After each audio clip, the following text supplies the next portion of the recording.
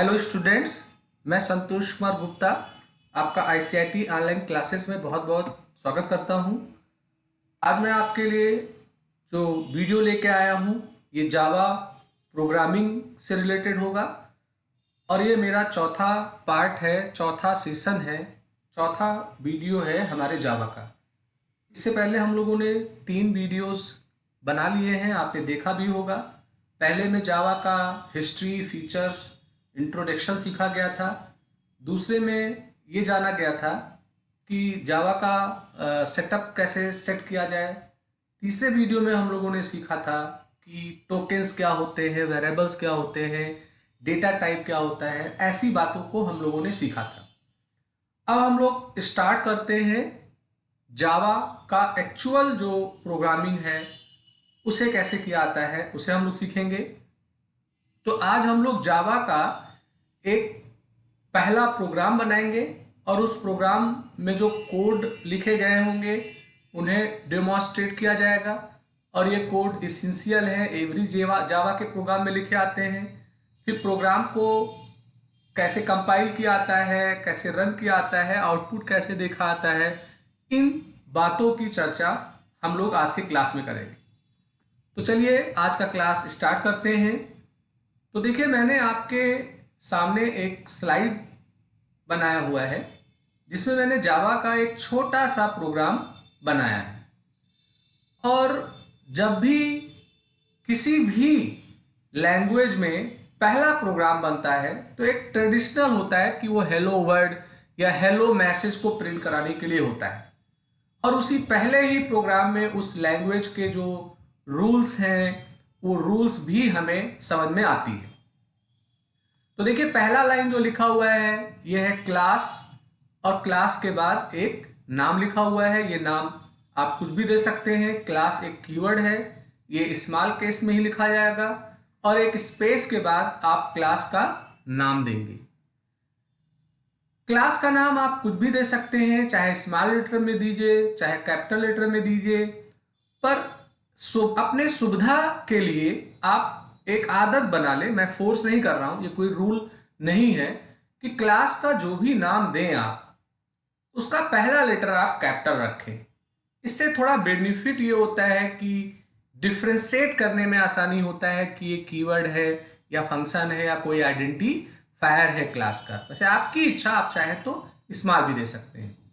तो हमारा चूंकि जावा 100% एक ट्रू ऊप्स लैंग्वेज है। ऊप्स क्या होता है हम लोग आगे जानेंगे, ऑब्जेक्ट ओरिएंटेड प्रोग्रामिंग सिस्टम होता है। तो इसी वास्ते इसके जितने भी प्रोग्राम बनेंगे उनके लिए हमें क्लास के अंतर्गत ही उनका कोड लिखना होता है। तो एक क्लास लिखा गया, क्लास का नाम लिखा गया, एक ओपनिंग ब्रेस आया और प्रोग्राम के एंड में एक क्लोजिंग ब्रेस आया। तो इसके अंतर्गत जो भी कोड आपने लिखा वो इस सिंपल नाम के क्लास का सारा मेंबर होगा।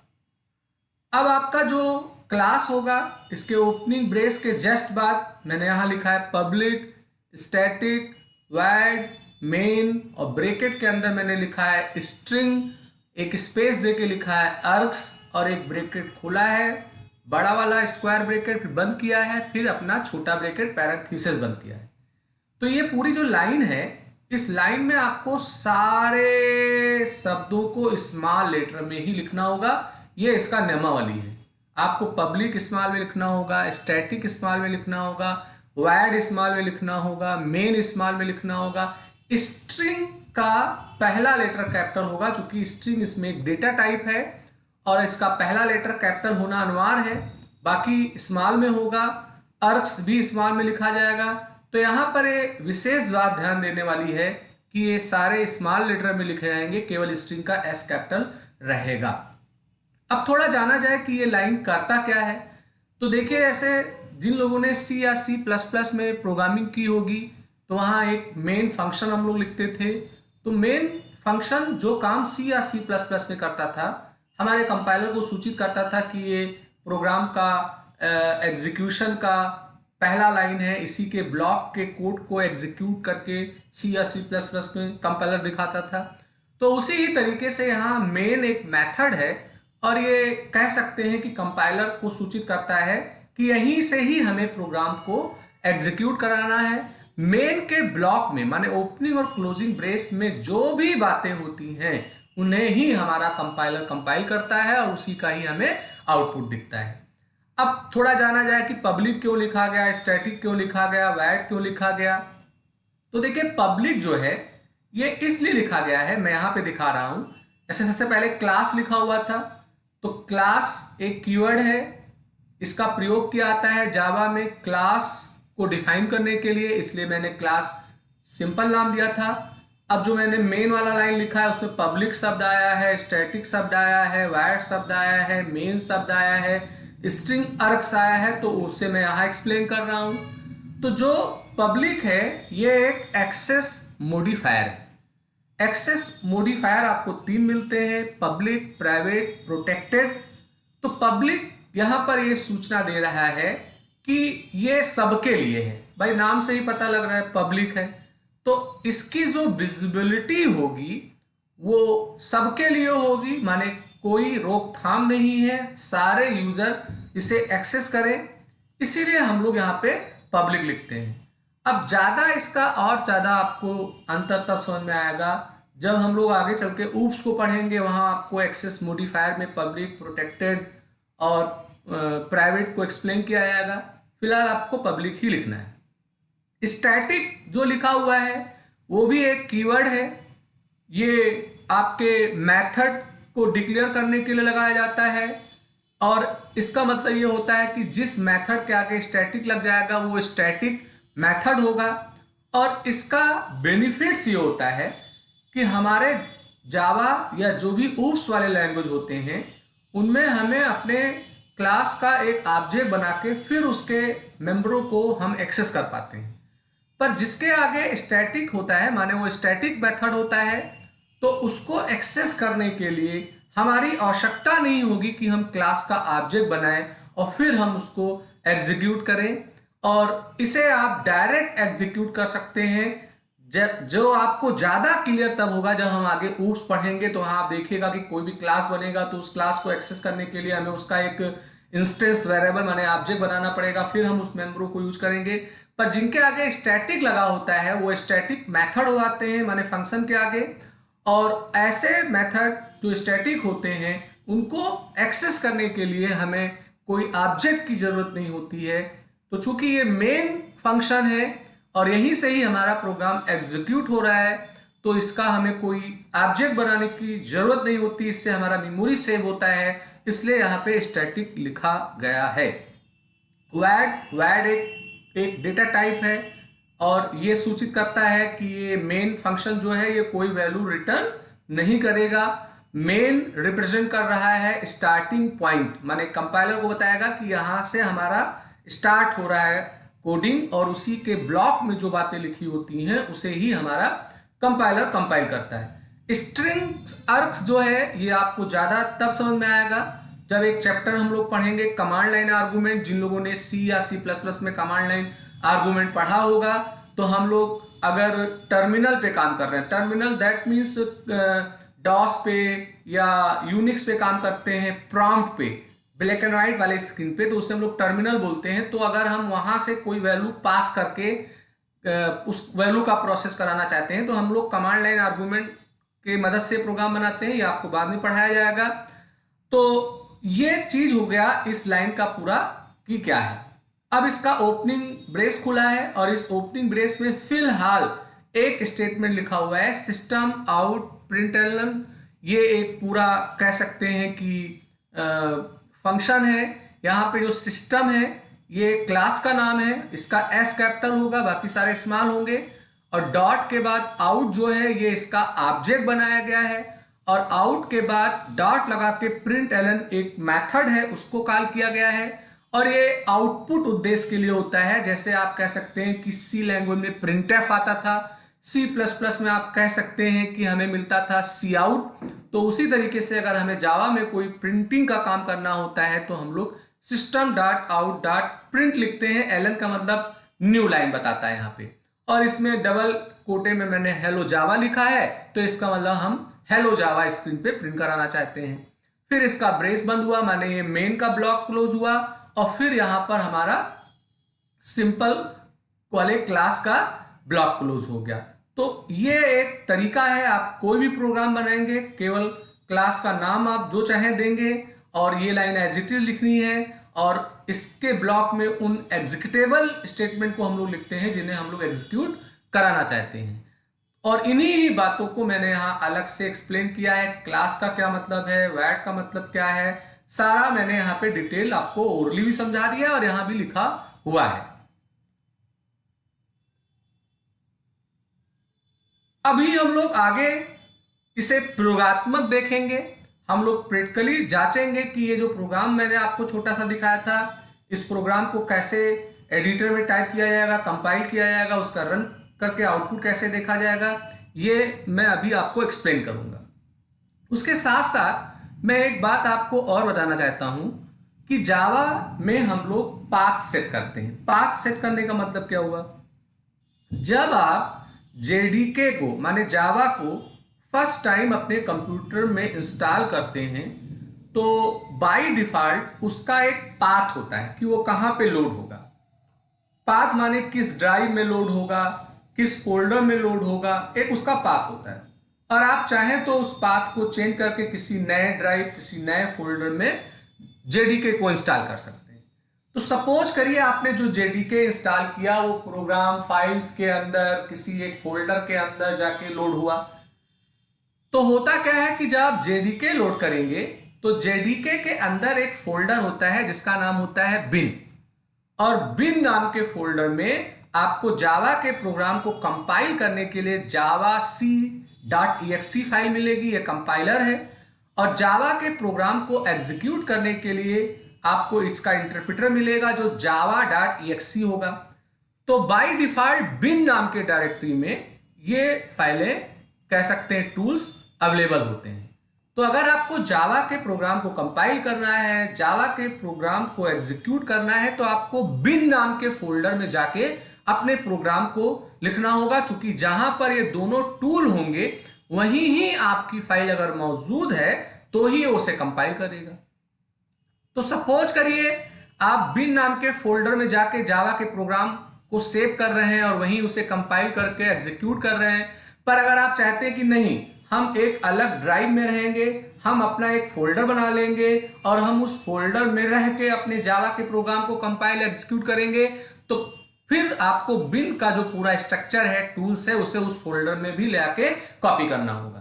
तो अगर 20 लोग आपके कंप्यूटर को शेयर कर रहे हैं, सारे लोग जावा कर रहे हैं और सब चाहते हैं कि हम सेपरेट सेपरेट अपने फोल्डर में काम करेंगे, तो उन 20 को ये टूल्स बिन वाले जो हैं वो आपको देने पड़ेंगे, तो बड़ी दिक्कत होगी। तो अगर आप प्लान कर रहे हैं कि नहीं ये बिन के अंदर पड़ा है तो ठीक है, मगर किसी भी ड्राइव, किसी भी फोल्डर में रह के मैं इन टूल को एक्सेस कर लूं, तो उसके लिए हमें क्या सेट करना पड़ेगा, पाथ सेट करना पड़ेगा। तो अगर आप मान लेते हैं डी ड्राइव में महेश नाम के फोल्डर में है, तो वहां से अगर आप बिन नाम के डायरेक्टरी का पाथ सेट कर देंगे तो आप उसी महेश फोल्डर में रह के आप बिन के सारे टूल्स का प्रयोग कर पाएंगे। तो ये जो पाथ सेट होते हैं ये दो प्रकार के होते हैं, टेम्पोररी माने बार बार करना पड़ता है, और एक होता है परमानेंट। तो अगर आप टेम्पोररी करना चाहते हैं तो आपका बिन वाला फोल्डर जहां पे है उसके पूरे पाथ को या तो आप कॉपी कर लीजिए या याद कर लीजिए या कहीं लिख लीजिए, और फिर आप जिस पर्टिकुलर फोल्डर या ड्राइव में हैं वहां पे एक डॉस का कमांड होता है सेट पाथ, ये लिखिए और पूरा जो पाथ है आपका वो लिख दीजिए। तो इससे क्या होगा कि जहां भी आप होंगे, जहां का मतलब जिस फोल्डर में आप होंगे, मैं डॉस की बात कर रहा हूं, तो वहां से आपका ये बिन वाले का एक लिंक बन जाएगा और आप वहां पे रह के बिन के सारे टूल्स को एक्सेस कर पाएंगे। मगर जितनी बार आप डॉस में जाएंगे ये आपको काम बार बार करना पड़ेगा। और अगर आप परमानेंट करना चाहते हैं तो इसे इन्वायरमेंट वेरिएबल्स के नाम से जाना जाता है हमारे विंडोज में। तो अगर आपको जो मैं स्टेप दिखा रहा हूं, अगर आप ये स्टेप फॉलो कर लेते हैं तो ये एक बार आप सेट कर दीजिए, फिर आपको ये बार बार नहीं करना होगा। आप किसी भी फोल्डर में रह के बिन के सारे टूल्स का प्रयोग कर सकते हैं, जो मैं अभी आपको प्रयोगात्मक करके दिखाऊंगा। तो चलिए अब सीखा जाए कि जावा का कोड कैसे लिखा जाएगा। एक साधारण जो कोड मैंने दिखाया था उसे कंपाइल कैसे किया जाएगा, उसको रन कैसे किया जाएगा। मैं पहले आपको ये चीज मैनुअली सिखाऊंगा। मैनुअली का मतलब आप किसी आईडीई का सहारा नहीं लेंगे। आप नोटपैड में जावा का प्रोग्राम लिखेंगे। नोटपैड में जावा के प्रोग्राम को लिखने के बाद आप खुद उसे कंपाइल करने के लिए कमांड लिखेंगे, एग्जीक्यूट करने के लिए कमांड लिखेंगे और आपको आउटपुट दिखेगा। और फिर इसी ही कोड को मैं एक आईडी है नेटबीन्स जो मैंने लोड कर रखा है उसमें जाके इसको दिखाऊंगा, तो वहां क्या आपको बेनिफिट मिलेगा वो अभी आप प्रैक्टिकली देख लीजिएगा। तो सबसे बेस्ट तरीका है कि अगर आप जावा के प्रोग्राम को लिखना चाहते हैं और आपके पास कोई आईडी नहीं है तो नोटपैड आप ओपन कर लीजिए। मैंने ओपन कर लिया। अब आप यहां पे क्या करेंगे, क्लास लिखेंगे। क्लास के बाद क्लास का आप कोई भी नाम दे सकते हैं। जैसे मैंने यहां पे क्लास का नाम दे दिया है संतोष, तो आप ये दे दीजिए। अब उसके बाद में इसका एक ब्रेस ओपन होगा। ओपन होने के बाद आपको लिखना होगा पब्लिक, आपको लिखना होगा स्टैटिक, आपको लिखना होगा वॉइड, आपको लिखना होगा मेन, फिर एक ब्रैकेट खुलेगा और उस ब्रैकेट के अंदर आप लिखेंगे स्ट्रिंग और फिर लिखेंगे आप आर्क्स। फिर ये ब्रैकेट खुला, बंद हुआ, फिर ये वाला ब्रैकेट बंद हो जाएगा। अब आप क्या करेंगे, इसके ब्लॉक को ओपन करेंगे और यहां पर मैंने एक बताया था system dot out dot print ln और इसके अंदर जो भी मैसेज आप प्रिंट कराना चाहते हैं वो लिख दीजिए।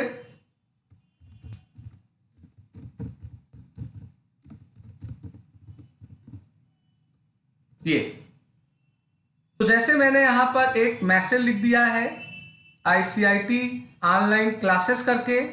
एक विशेष बात का ध्यान आपको और देना पड़ेगा कि आपका जब एक स्टेटमेंट टर्मिनेट होगा तो आपको सेमी कॉलन का निशान अनिवार्य रूप से लगाना होगा। तो जैसे C या C++ में हम लोग एवरी स्टेटमेंट के एंड में सेमी कॉलन का निशान लगाते थे, तो उसी ही तरीके से आपको यहां भी सेमीकोलन का निशान लगाना होगा। और कुछ स्टेटमेंट ऐसे जिनके लास्ट में सेमीकोलन के निशान नहीं लगते हैं तो वो आपको उनको पढ़ाने के दौरान सूचित किया जाएगा।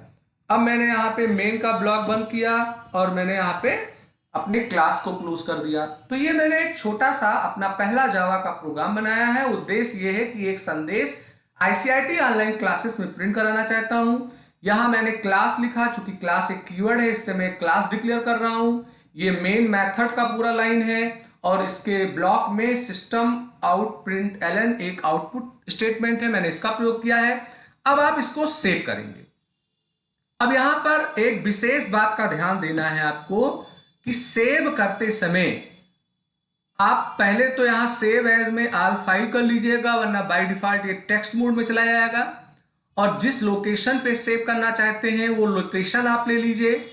तो मैंने जो जावा लोड किया हुआ था उसे C ड्राइव के जावा नाम के फोल्डर के अंदर बिन नाम का एक फोल्डर बना हुआ है, वहीं पे ही सारे टूल्स हैं।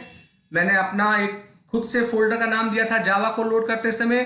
तो फिलहाल अनिवार्य रूप से आप क्या करेंगे, इस प्रोग्राम को आप वहां सेव करेंगे जहां बिन वाला आपका फोल्डर है। तो यहां मैं दिस पीसी पे चला गया। दिस पीसी पे जाने के बाद यहां से मैं C ड्राइव को सेलेक्ट करूंगा। C ड्राइव के अंदर देखिए जावा आ गया और जावा के अंदर बिन आ गया। तो यहां आप जावा या जो भी है बाय डिफॉल्ट वो प्रोग्राम फाइल JDK वगैरह ऐसे फोल्डर बनाता है। तो आपका जहां भी बिन फोल्डर बना है आप उस बिन फोल्डर में अपने जावा के प्रोग्राम को सेव करेंगे। और सेकंड खास बात का ध्यान देना है कि आप अपने जावा के प्रोग्राम का नाम वही देंगे जो आपके क्लास का नाम है। क्लास का नाम और आपके जावा के प्रोग्राम का नाम सेम होगा, तभी ही एक कंपाइल होगा और एग्जीक्यूट होगा। और डॉट का निशान लगा के आपको जावा यहां लिखना ही होगा, क्योंकि कोई आप आईडी नहीं यूज कर रहे हैं। तो अगर आप इसका एक्सटेंशन जावा नहीं देंगे तो बाय डिफॉल्ट ये सुरक्षित हो जाएगा TXT में, फिर ये कंपाइल नहीं होगा। तो दो विशेष बात का ध्यान देना है, एक तो बिन वाले फोल्डर में आपको अपने प्रोग्राम को सुरक्षित करना है। अब चूंकि पाथ वाला जो भी मैंने पढ़ाया था वो अभी मैंने नहीं सेट किया है, मैं पाथ वाला अभी सेट करूंगा, तो उससे किसी अनदर फोल्डर में रह के मैं अपने प्रोग्राम को कंपाइल कर सकता हूं। फिलहाल अभी मैंने बिन में सेव किया है। दूसरी मेन बात है कि जो क्लास का नाम होगा वही आपके प्रोग्राम का नाम होगा, और इसको डॉट के साथ जावा एक्सटेंशन देना जरूरी है, और मैंने यहां पे इसको सेव कर दिया। अब अगर आप इसे कंपाइल करना चाहते हैं तो अब आपको जाना पड़ेगा डॉस में। तो आप क्या करेंगे, आपको जो कमांड प्रॉम्प्ट मिलता है इसे आप राइट बटन क्लिक करके रन एज एडमिन को चूज कर लीजिए। बेनिफिट ये होगा कि सी ड्राइव वगैरह में भी आप फाइल वगैरह बना सकते हैं। अब बाय डिफॉल्ट ये विंडोज के सिस्टम में आया है। अगर आपको ना दिख रहा हो तो थोड़ा मैं बड़ा कर लूं इसे।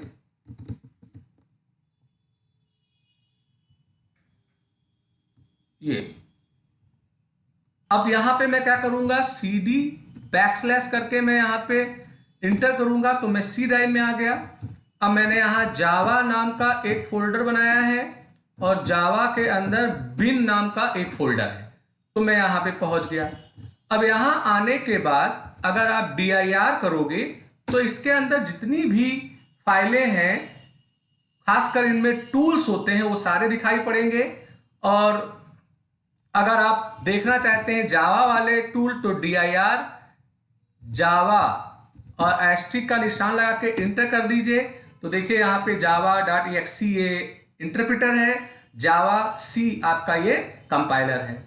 और अगर आप यहाँ पर dir करिए और स्टार के साथ जावा लगाइए तो जितने भी जावा वाले एक्सटेंशन के प्रोग्राम होंगे वो आएंगे। तो देखो मैंने संतोष.java नाम का जो प्रोग्राम सेव किया था बिन फोल्डर में वो दिख रहा है। अब मुझे इसे कंपाइल करना होगा, तो कंपाइल के लिए आपको जावा सी लिखना है। जावा सी के बाद जो आपका जावा का प्रोग्राम है आप वो लिखेंगे, फिर डॉट का निशान लगा के आप जावा लिखेंगे और इंटर कर देंगे। तो आपका कंपाइलर जावा का आपके प्रोग्राम को कंपाइल करेगा। अब देखिए यहां पे चूंकि हमारे प्रोग्राम में कोई एरर नहीं था, त्रुटि नहीं था, तो अगर आपका प्रोग्राम में कोई एरर, सिंटेक्स एरर नहीं होगा तो आपको कोई मैसेज नहीं दिखाई पड़ेगा। आपको तुरंत आपका प्रॉम्प्ट यानी जो ड्राइव में आप थे फोल्डर में वो मिल जाएगा, इसका मतलब आपका प्रोग्राम सही है। और अगर आपके जावा के कोड में कोई गलती होगी तो यहीं पे ही गलतियां वो दिख जाती हैं। अभी मैं गलती क्रिएट करके वो गलती दिखाऊंगा भी। अब चलिए मैं प्रोग्राम को रन कर लेता हूं। तो यहां जावा लिखा गया और अगर आप देखें तो जावा लिखा गया और जावा के बाद में यहां पर आपको केवल सिंपल लिखना है। तो हुआ ये कि आपने जब कंपाइल किया जावा सी से तो सिंपल डॉट जावा आपका सोर्स कोड था, तो आपके कंपाइलर ने क्या किया, इसका एक बाइट कोड बना दिया और वो क्लास एक्सटेंशन की फाइल ऑटोमेटिक बन जाएगी सिंपल डॉट क्लास।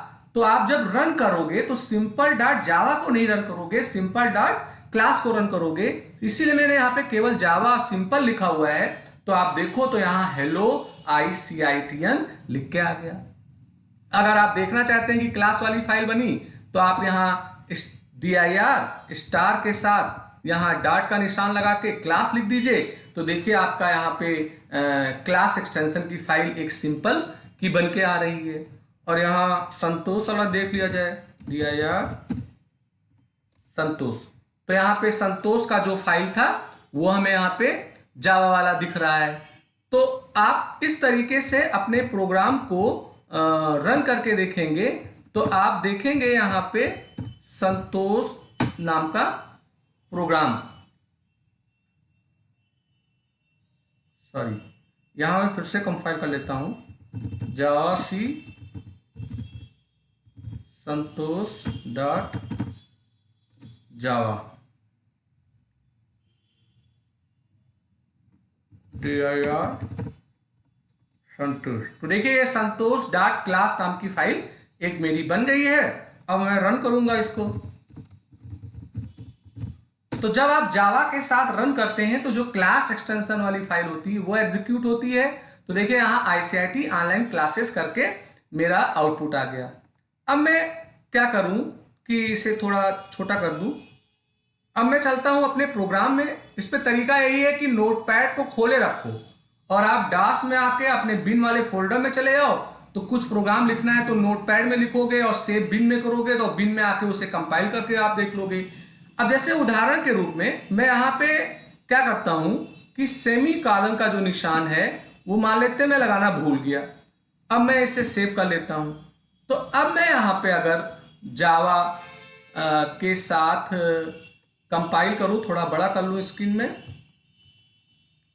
तो कंपाइल करने के बाद यहां देखिएगा भी एक एरर, क्योंकि इसका क्लास एक्सटेंशन का फाइल बना हुआ था तो पहले वो आउटपुट आया था। अब देखिए यहां पे मैंने जावा सी से संतोष डॉट जावा को कंपाइल किया तो ये देखिए बता रहा है 5 लाइन पे एरर है और बताएगा भी वो कि क्या एरर है, एक्सपेक्टेड सेमीकोलन, और वो पूरी लाइन आपको दिखा देगा। और यहां देखिए कैरेट का निशान लगा हुआ, ये बता रहा है कि यहां आप गलती कर रहे हैं। तो ऐसे अगर आपके सोर्स कोड में कोई गलती होगा तो वो लाइन नंबर भी दिखा देगा और आपको करना क्या होगा, अपने जैसे अभी तो हमारा कोड बहुत छोटा है यहाँ तुरंत दिख गया, मगर अगर बहुत ज़्यादा बड़ा कोड है तो आप उस लाइन नंबर पे रीच करिए और अपने एरर को आप दुरुस्त कर लीजिए। तो ये तरीका है हमारे जावा को लिखने का, और यहाँ मैं किसी आईडी का प्रयोग नहीं कर रहा हूँ। अब थोड़ा मैं पाथ वाला सिस्टम आपको बता दूं। जैसे यहाँ पे क्या हो रहा है कि बिन नाम के फोल्डर में मुझे बार बार जाके काम करना पड़ रहा है, तो मैं यहाँ पे क्या करता हूँ, डी ड्राइव में आ जाता हूँ। डी ड्राइव इसमें नहीं है, चलिए ई ड्राइव में आ जाता हूँ और ई ड्राइव में मैंने एमडी करके एक फोल्डर बना लिया है, सपोज करिए टुडे के नाम से, और सीडी करके मैं टुडे में आ जाता हूं। अब मेरा ये डायरेक्टरी फिलहाल ब्लैंक है। अब मैं प्लान कर रहा हूं कि मैं अपने सारे प्रोग्राम को यहीं सेव करूंगा और यहीं पे ही कंपाइल करूंगा। तो उसके लिए क्या करना होगा, इसी प्रोग्राम को मैं सेव कर लेता हूं टुडे में। तो मैंने सेव एज कमांड चलाया, सेव एज में जाने पे ऑल फाइल कर लो भाई आप, और यहां मैंने ई ड्राइव ले लिया और ई ड्राइव में आने के बाद टुडे नाम का एक फोल्डर बना है वो ले लिया और संतोष डॉट जावा मैंने यहाँ पे सेव कर दिया। अब अगर आप यहां पर dir करके देखेंगे तो आपको एक प्रोग्राम ये संतोष डॉट जावा दिख रहा है। अब चूंकि मैंने पहले से पाथ सेट कर रखा है वो भी परमानेंट वाला, तो मैं यहीं पे ही रह के अपने इस प्रोग्राम को कंपाइल कर लूंगा। तो यहाँ जावा लिखा मैंने और जावा लिखने के बाद मैंने यहाँ पे संतोष डॉट जावा लिख दिया और मैंने यहाँ इंटर कर दिया।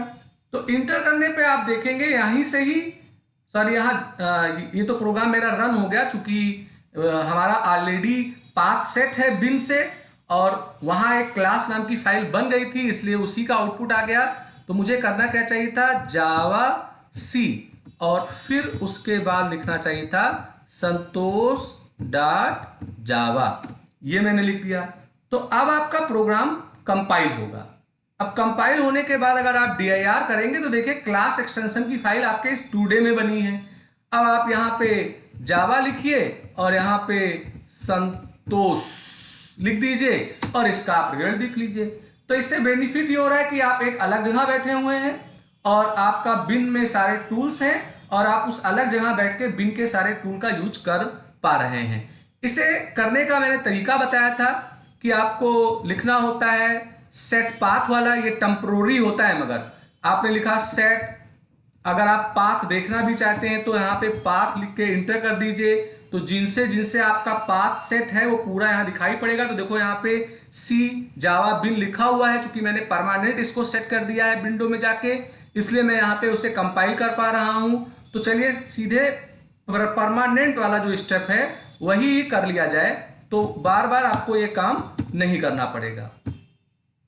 तो यहां से मैं एग्जिट हो जाता हूं।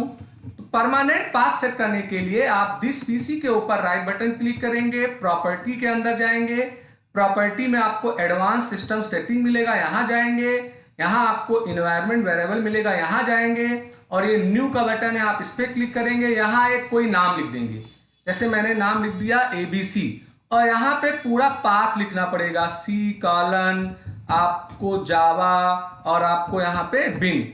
ये मेरा पाथ है, पर अगर आपका पाथ कुछ और है, प्रोग्राम फाइल के अंदर, जेडीके के अंदर बिन, तो वो पाथ या तो वहां से आप कॉपी करके यहाँ पेस्ट कर दीजिए या लिखिए, फिर आप ओके कर दीजिए। चूंकि मेरा पाथ पहले से सेट है इसलिए मैंने ओके नहीं किया है।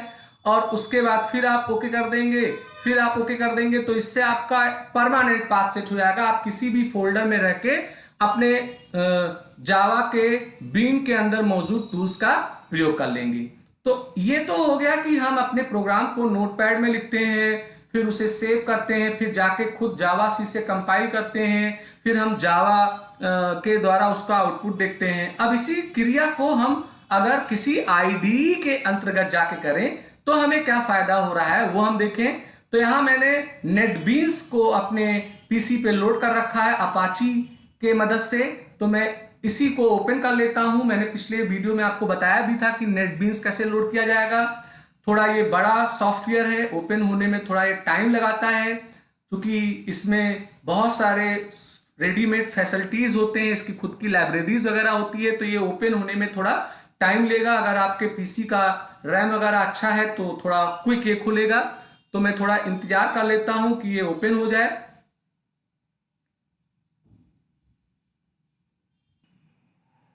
तो ये आपका ओपन हो गया है अपना नेटबीन्स। और उसके बाद नेटबीन्स जब ओपन होता है तो इसका एक स्टार्ट पेज आता है। इसमें कुछ सैंपल कोड वगैरह होते हैं, आप उन्हें भी देख सकते हैं। मैंने अपना पहले से एक प्रोजेक्ट बना रखा था, तो मैं फिलहाल इस प्रोजेक्ट को पूरा इग्नोर करके एक नया प्रोजेक्ट बनाता हूं। तो नेटबीन्स में जब आप आएंगे तो आप न्यू प्रोजेक्ट पे क्लिक करिएगा। न्यू प्रोजेक्ट में अब आप चूंकि इसमें HTML5 जावास्क्रिप्ट की भी कोडिंग लिख पाते हैं, PHP की भी लिख पाते हैं, जावा की भी लिख पाते हैं, तो ये आपसे पूछेगा कि प्रोजेक्ट किसका बनाना है। तो यहां मैंने जैसे जावा विथ मैवन दिख रहा है, ये दिख रहा है, तो आप जावा विथ ग्रेडल ले लीजिएगा और यहां जावा एप्लीकेशन दिखाई पड़ेगा, आप इसको लेते हुए नेक्स्ट कर दीजिएगा।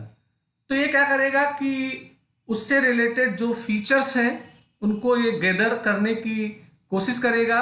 तो थोड़ा यहाँ पे वो टाइम लेगा और फिर उसके बाद ये बॉक्स आ जाएगा।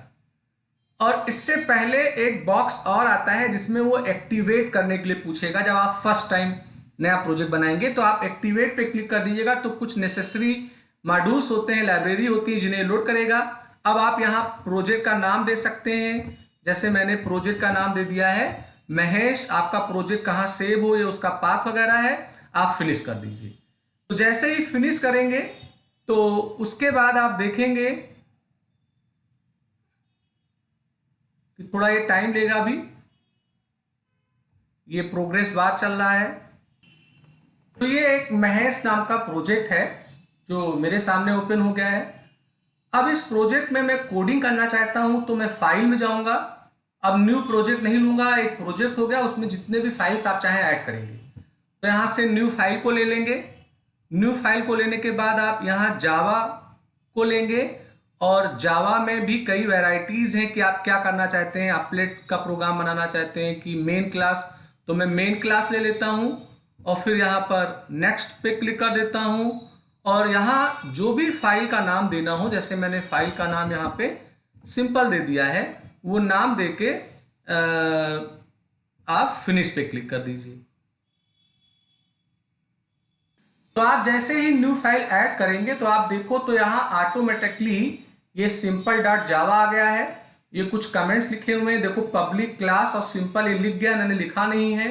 और public static void main string अर्ग जो होता है वो भी यहाँ लिखा हुआ है। इसका ब्रेस ओपन हुआ है और यहाँ पे ब्रेस क्लोज हुआ है। और अब आपको यहाँ पे केवल क्या लिख देना होगा, अपना कोड लिख देना होगा। तो आईडी का बेनिफिट सही होता है कि इसमें हमें राइटिंग कम करना होता है, जो कीवर्ड्स वगैरह होंगे उनके कलर वगैरह चेंज होते हैं। इससे हम आइडेंटिफाई करने में हमें आसानी होता है कि हम कीवर्ड का स्पेलिंग सही लिख रहे हैं कि गलत। चलिए लिखते हैं यहाँ पे system dot out dot print ln, और यहां देखिए मैंने ब्रैकेट खोला तो ऑटोमेटिकली ब्रैकेट क्लोज भी हो गया। मैं इन्वर्टेड कोड खोलूंगा तो इन्वर्टेड कोड भी अपने आप क्लोज हो गया। अब जैसे मैं यहां लिख देता हूं हेलो, लिख देता हूं, तो अगर आप देखें तो यहां पर एक ग्रामर का एरर आ रहा है, स्पेलिंग का एरर आ रहा है। तो एरर ये आ रहा है कि यहां सेमीकोलन नहीं लगाया मैंने। तो यहाँ कोड लिखने के दौरान ही आपको पता लग जाएगा कि हम कोई गलती कर रहे हैं कि नहीं कर रहे हैं। ये सारे आईडीई में हमें बेनिफिट्स होते हैं। अब अगर इसका आप आउटपुट देखना चाहते हैं तो यहाँ पर देखिए एक रन का प्ले टाइप का बटन बना हुआ है, आप इस रन पे क्लिक कर दीजिए। तो मैंने क्लिक किया। अब क्लिक करने पे वो इसे कंपाइल करेगा और चेक करेगा कि कोई गलती है कि नहीं। अगर कोई गलती नहीं होगी तो उसका जो आउटपुट है वो हमें दिख जाएगा। तो ये अगर आप देखें तो हमारा लिख के आ गया बिल्ड सक्सेस, और मैंने हेलो लिखा था तो हेलो मैसेज यहाँ पे आ गया। तो फिलहाल आईडी का खैर फायदा तब होता है जब आप कोई एप्लीकेशंस डेवलप करना चाहें। थोड़ा ये स्लो प्रोसेस होता है क्योंकि इसमें बहुत भारी भरकम लाइब्रेरी होते हैं, कंपाइल वंपाइल में बहुत सारे टाइम लगते हैं। तो फिलहाल मैं अभी आपको मशवरा दूंगा कि अभी अगर आप बिगिनर्स हैं, केवल जावा को आप सीख रहे हैं, तो बेस्ट वे है कि आप कोडिंग नोटपैड वगैरह में लिख के काम करें या ब्लू जे को लोड कर लें। ब्लू जे जो है वो स्टूडेंट्स के लिए स्पेशली बनाया गया है, वो इतना ज़्यादा स्पेस या टाइम नहीं लेता है। तो फ्रेंड्स, मैंने आज आपको जावा का प्रोग्राम कंपाइल करके दिखाया और उसके लिए जो आईडी यूज़ होते हैं मैंने वो दिखाया। अगर आपको मेरा वीडियो अच्छा लगा हो तो मैं आपसे रिक्वेस्ट करूंगा कि आप इसे ज़रूर लाइक करिए, शेयर करिए, सब्सक्राइब करिए, बेल आइकन को सेलेक्ट करिए, जिससे कोई नया मैं वीडियो बनाऊं तो उसका अलर्ट आपको तुरंत मिल जाया करे। तो मैं अपना क्लास यहीं पे समाप्त करता हूं। आपका दिन शुभ हो।